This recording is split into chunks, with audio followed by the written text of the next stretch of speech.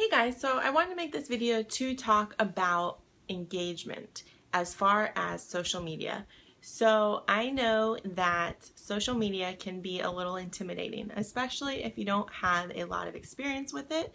It can be uncomfortable to post, to share your thoughts, to share pictures, to share what it is that you're doing, and then to not really get a response, to feel like it's crickets.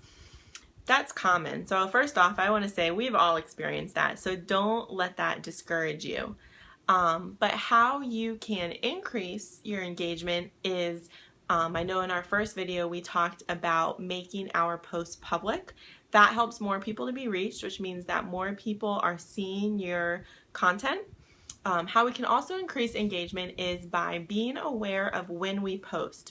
What does that mean?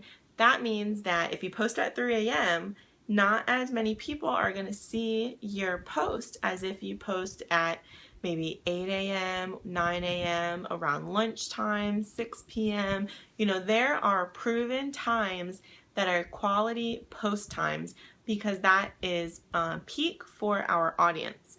Now, our audience times are different because our audiences are different. For example, I don't have any kids, and so I can probably post at 7, 8, 9, and I'll get a good response. But someone else who has kids in their market are moms with kids. You know, that's bedtime. That's, hey, we're finishing up dinner, we are doing bath and story, and we're putting the kids to bed. So if you post between 7 p.m. and 9 p.m., you might not get that much response. Now you post at 10 p.m., 4 p.m., you know, before dinner starts and kids are getting, you know, winding down from the day, from school. That's different. So being aware of your market is key. How do we figure out our key times? Well, there's a few different ways. So for example, with Facebook, you know, when you're on your desktop, in the right-hand column, you see everybody who is in your contact list. You see whether they're online or not. This is a little trick. I'm sure there's another way to do it, but this is just how I do it because it's very simple. But if you have that web browser fully extended, if you drag the right-hand side in towards the left, you'll notice that that column shrinks. And all of a sudden, you'll notice that at the bottom, it'll have a number in parentheses. That number is how many people are active or online at any given time. So at that moment, you might bring that over to the right and you might see the number 146. That's a good number. Really, any number over 100 I'm happy with because that means a lot of people are online and probably it's going to grow and people are going to swap out. So for me, that is a good sign that it's a good time to post. If you see, you know, 30 to 40 people online, that's going to tell you, you know, go ahead and hold off on posting until a little bit later when there's more people that are online so that they can engage.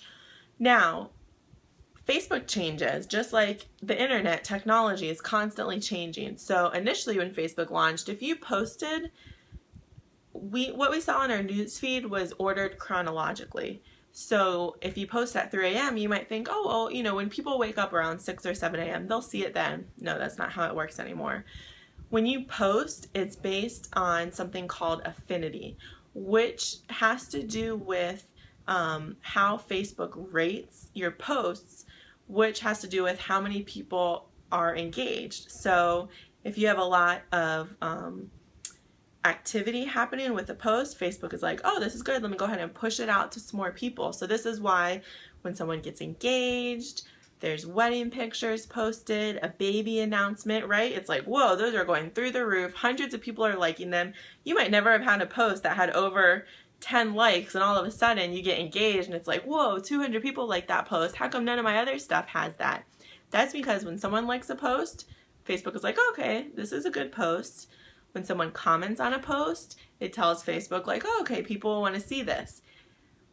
That's also why when you post, you never want to post and run. You want to post and hang out for a little bit so that you can give that post some momentum. If you post and someone comments, make sure you reply to that comment because you're building conversation. You're letting your audience know, hey, I'm watching, I'm listening, I'm here, I value and respect you, and I'm gonna engage with you. If you engage, they'll engage. So by posting, paying attention, and responding, it gives people a feeling that they matter and that they also want to engage more. And that also builds your affinity, which means Facebook's going to push it out even more. So those are a few things you want to be aware of: are who's online, how many people. Start to notice when your peak post times are. And again, they're also going to vary based on weekdays, weeknights, weekends. You know, a lot of people, they might have soccer practice, or, you know, they might sleep in. And so during the week, one of your peak times could be 7 or 8 a.m. And on the weekend, it's like, no, it's not until 10 a.m. And so that's something that you need to be aware of. Also, to build engagement is to have eye-catching content. So that means if you post a picture, don't have it be really fuzzy. Don't have it be almost completely black and people are like, what's in that picture? I can't see anything. Now, a picture that's in black and white is a different story, because as long as it's clear, black and white is its quality. You know, people do enjoy looking at black and white photos. Should all your pictures be in black and white? No, but doing a variety is good. A few good programs that you can use to also create eye-catching photos and content are PicMonkey. That right now is only available on the computer, but it's picmonkey.com, PICMONKEY.com. And you can create a picture, you can upload a picture and edit it, you can use words, anything you want, and then you can use that in your post. Another one is canva.com, CANVA.com. There's tons of great apps on the phone. A few of my favorites are A Beautiful Mess, Camera Plus, Word Swag, Pick Play Post, Photify. There's a few others, but those are the ones that I can think of offhand. And if you have any questions or you want some more recommendations, feel free to message me or ask in our team page, and I'll definitely let you know some others that I'm using. But having eye-catching content, you know, you have to think. People are on their phones at the grocery store. People are waiting for their kids to get out of school. They're waiting for a meeting to start. They're bored in a meeting and they're checking their phone. You know, a lot of words nowadays, depending on your market and also when you're posting, aren't always going to make people stop, and people aren't reading. They're not just looking for your content. You have an eye-catching photo where they stop and they want to see what's actually in it. Your likelihood of them not only reading what you actually wrote, but also liking it and possibly even commenting now increases, which again increases your engagement. Those are just a few ways that you can quickly improve engagement and just encourage people to participate in your posts and overall positively impact your affinity so that your posts get pushed out more. So I hope this helps. If I think of some additional ways, I will do a second video. But I just wanted to help you guys with some tips as to how you can get out there and, you know, increase interaction with your audience. I also want to encourage you, I just want to tag this on the end, don't measure your success by your likes on Facebook. So I know that sometimes it can be like, well, this coach, you know, they post something and it just seems like it takes off right away and they get over 100 likes in 20 seconds. You also have to remember that they earned that. You know, they worked for it. It's not just they post something and it's a magnet.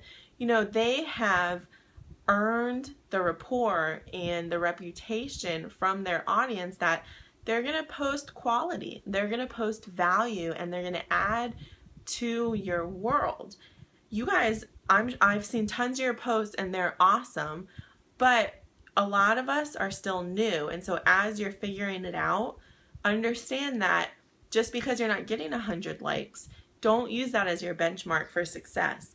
Honestly, the likes are not going to contribute to your income. Someone doesn't like and all of a sudden you make $100. So don't think like, oh, I'm not getting 100 likes. Okay, that's okay. That's okay. As long as you're posting quality, you're being consistent, and you're adding value and you're engaging, building your momentum, it will happen for you, but make sure that you focus on the right thing. So yeah, a lot of interaction and likes and comments, that's great. Don't get me wrong. You want that because that means that more people are engaging and participating. But really what you want is to have quality customers and build a quality team so that you are continuing to move closer to your goals. Because the more people that you help get what they want and move them closer to what they are working towards, that in turn positively affects and impacts you and your business. So please remember that. I know this is a business that is online, and so we're on social media a lot, and it can be tempting to look to our left and look to our right and what are they doing? What are they doing? And play that compare game. But don't let yourself do that. If you look to your left and you look to your right, do it solely for inspiration and motivation and encouragement. Maybe you need some inspiration today for post ideas and for content.